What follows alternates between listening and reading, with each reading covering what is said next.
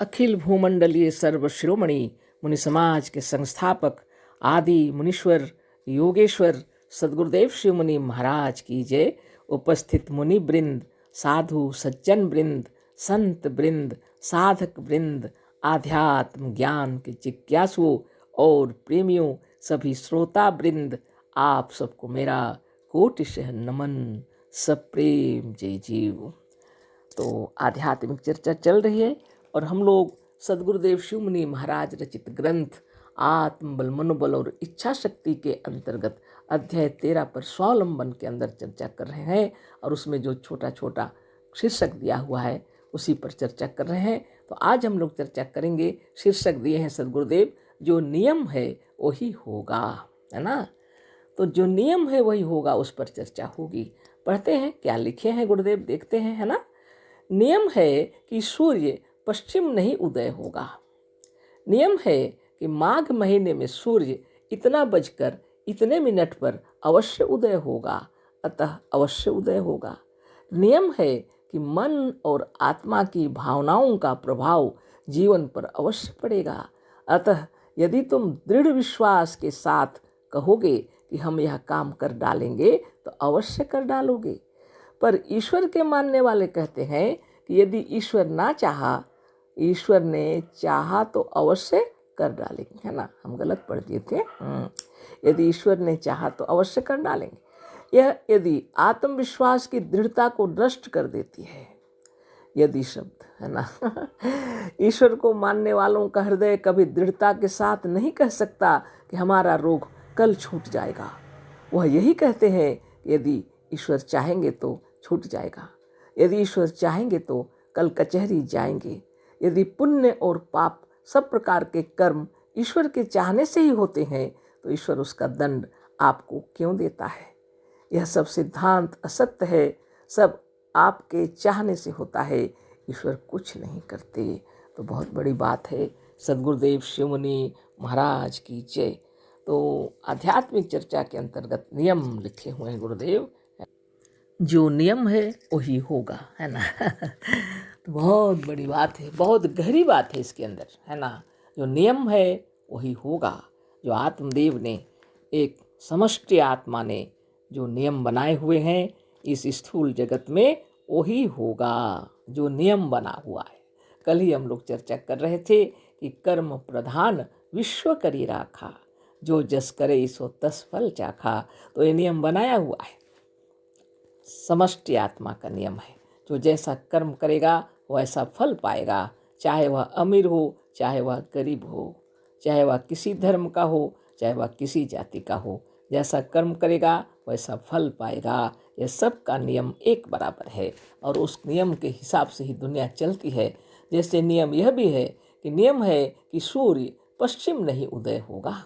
सूर्य उदय होगा तो पूर्व उदय होगा और पश्चिम में अस्त होगा। ये नियम है, समष्टि आत्मा ने बनाया है। नियम है कि माघ महीने में सूर्य इतना बजकर इतने मिनट पर अवश्य उदय होगा, अतः अवश्य उदय होगा। नियम बनाया हुआ है कि माघ के महीने में इतने बजकर इतने मिनट पर, है ना, सूरज उदय होगा तो अवश्य होगा। सबको पता है ना। नियम है कि मन और आत्मा की भावनाओं का प्रभाव जीवन पर अवश्य पड़ेगा। यह भी नियम है कि मन और आत्मा की भावनाओं का प्रभाव जीवन पर अवश्य पड़ेगा। तो हो ही रहा है, सबको पता है। अतः यदि तुम दृढ़ विश्वास के साथ कहोगे कि हम यह काम कर डालेंगे तो अवश्य कर डालोगे। तो उसी नियम के अंतर्गत सदगुरुदेव बतला रहे हैं, अगर तुम दृढ़ विश्वास के साथ कहोगे यह काम कर डालेंगे, हम अवश्य कर डालेंगे, तो अवश्य कर डालोगे। विश्वास, दृढ़ता सब कुछ होनी चाहिए। अपने आप में आत्मविश्वास और दृढ़ विश्वास होना चाहिए तो वह कार्य अवश्य पूरा होगा, है ना। पर ईश्वर के मानने वाले कहते हैं, यदि ईश्वर ने चाहा तो अवश्य कर डालेंगे। उनके अंदर आत्मविश्वास नहीं है। जो ईश्वर को मानते हैं वो लोग कहते हैं ईश्वर की इच्छा पर सब कुछ होता है, अगर ईश्वर चाहेंगे तो कर डालेंगे, है ना। तो यह यदि शब्द जो है गुरुदेव बतला रहे हैं, यह यदि आत्मविश्वास की दृढ़ता को नष्ट कर देती है ना।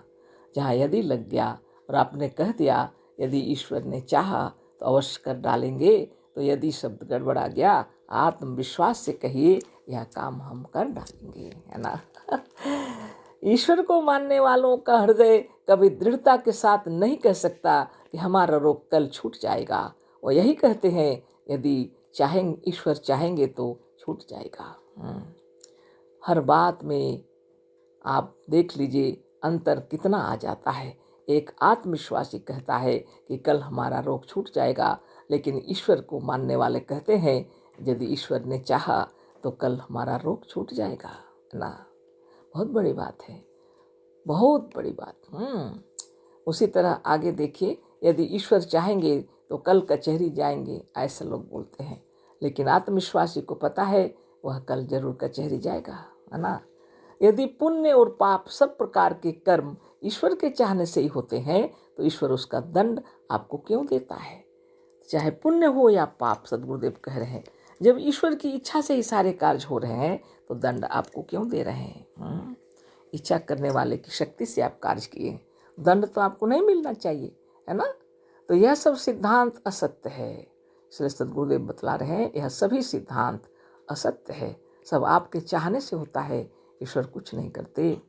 तो ईश्वर अगर है तो अपनी आत्मा है, और ईश्वर के चाहने से सब कुछ होता है तो यह बात सही है। लेकिन ईश्वर को अगर आत्मा से अलग मानते हैं तब तो सब गड़बड़ हो जाएगा, है ना। आगे सदगुरुदेव फिर लिख रहे हैं छोटा सा, वो भी दिए हुए हैं शीर्षक, ईश्वर का भरोसा। लोग कहते हैं कि हम तो ईश्वर के भरोसे पर हैं, यदि ईश्वर चाहेंगे तो निस्तार हो जाएगा। संसार में सबसे अधिक ईश्वर के भरोसे भारतवर्ष रहा और यही सबसे पीछे रहा। रूस जब तक ईश्वर के भरोसे रहा तब तक नरक भोगता रहा, ईश्वर को छोड़ दिया मजे में हो गया। यदि रूस कहीं यह आत्मज्ञान भी प्राप्त कर ले तो और अधिक मजे में हो जाए। उसे गिरने का यदि डर है तो इसलिए कि वह आत्मबल को भी नहीं मानता, जड़ विज्ञान के भरोसे है। ईश्वर का भरोसा करके ही भारतवर्ष निष्कर्मण्य हो गया। ईश्वर के चाहने से कुछ नहीं होगा, जो होगा तुम्हारे चाहने से होगा। जो चाहते हो, जैसा होना और बनना चाहते हो, उसे आत्मविश्वास और दृढ़ता के साथ चाहो, अवश्य वैसा बन जाओगे। यदि तुम स्वयं अपने को निर्बल न समझो, यदि तुम स्वयं अपने आत्मबल पर शंका न करो, यदि तुम अपने मन से अपने को किसी बंधन में ना डाल दो, तो संसार में कोई ऐसी शक्ति नहीं है जो तुम्हें रोक सके, बंधन में डाल सके या तुम्हारे मनोरथों को पूर्ण ना होने दे। तो बहुत बड़ी बात है, देखिए, है ना। तो ये सारी बातें कितने अच्छे तरीके से सदगुरुदेव समझा रहे हैं। अगर तुम देख रहे हो दुनिया में जो कुछ उदाहरण देख के सदगुरुदेव बता रहे हैं, तुम देख करके जो समझ रहे हो, तो विश्वास आत्मा का होना चाहिए, क्योंकि जो कार्य होता है सब आत्मा से होता है, आत्मा की इच्छा से होता है। इस पर अगर तुम दृढ़ संकल्प हो जाओ तो तुम आत्म भरोसा से सारे कार्य कर सकते हो, और जो तुम बनना चाहते हो बन जाओगे। आत्म भरोसे से, आत्मविश्वास से, सारी दृढ़ता से सारे कार्य करो, है ना। सदगुरुदेव लिखे हैं जो चाहते हो, जैसा होना और बनना चाहते हो, उसे आत्मविश्वास और दृढ़ता के साथ चाहो, अवश्य वैसा बन जाओगे। तो इसके लिए तो योगाभ्यास करना पड़ेगा ना। बिना योगाभ्यास से आत्मविश्वास दृढ़ नहीं होता। आत्मबल, मनोबल, योग बल, ज्ञान बल बढ़ाने के लिए नित्य साधन करना पड़ेगा, है ना। और आत्मविश्वास दृढ़ होता चला जाएगा, और आप जो बनना चाहते हैं बन जाएंगे, जैसा बनना चाहते हैं बन जाएंगे, जैसा होना चाहते हैं वैसा हो जाएंगे, है ना। इसके लिए दृढ़ संकल्प के साथ नित्य योगाभ्यास करना पड़ेगा, है ना। बहुत बड़ी बात है। तो बंधन में, किसी के बंधन में नहीं पड़ना चाहिए, नहीं तो रुक टुक हो जाता है ना। तो सारी शंकाओं को मिटाने के लिए नित्य योगाभ्यास करना चाहिए। तो सदगुरुदेव कह रहे हैं कितने सुंदर तरीके से, है ना। आगे हम लोग पढ़ते हैं, सच्चे गुरु का सच्चा उपदेश यही है ना। सच्चा उपदेश यही है कि सब छोड़कर पूर्ण स्वावलंबी हो जाओ। जब तक पूर्ण स्वावलंबी न बनोगे तब तक तुम्हारे में आत्मबल का पूर्ण विकास नहीं होगा। जब तक तुम्हारे भीतर आत्मबल का पूर्ण विकास नहीं होगा तब तक तुम पूर्ण सुखी होकर पूर्ण जीवन मुक्त नहीं हो सकते। यदि आनंद, बल, आरोग्य और ज्ञान प्राप्त करने के लिए सबसे अच्छा साधन स्वावलंबन, आत्मज्ञान और आत्मबल है। आत्मबल सबसे बड़ा बल है। हम जो चाहें प्राप्त कर सकते हैं, हम जो चाहें कर सकते हैं, हम जैसा चाहें वैसा बन सकते हैं।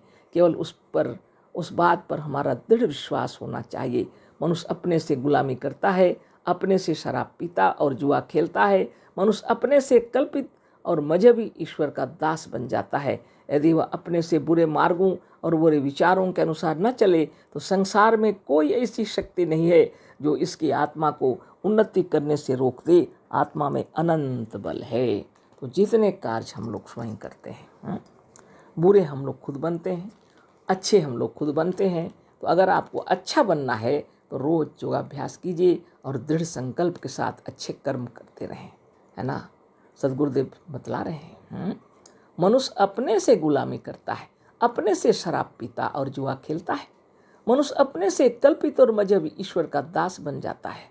यदि वह अपने से बुरे मार्गों और बुरे विचारों के अनुसार न चले तो संसार में कोई ऐसी शक्ति नहीं है जो इसकी आत्मा को उन्नति करने से रोक दे। आत्मा में अनंत बल है। अशेष धन्यवाद। कल फिर चर्चा होगी। कोटि शह नमन। सद्गुरुदेव शिव मुनि महाराज की जय। सब प्रेम जय जीव।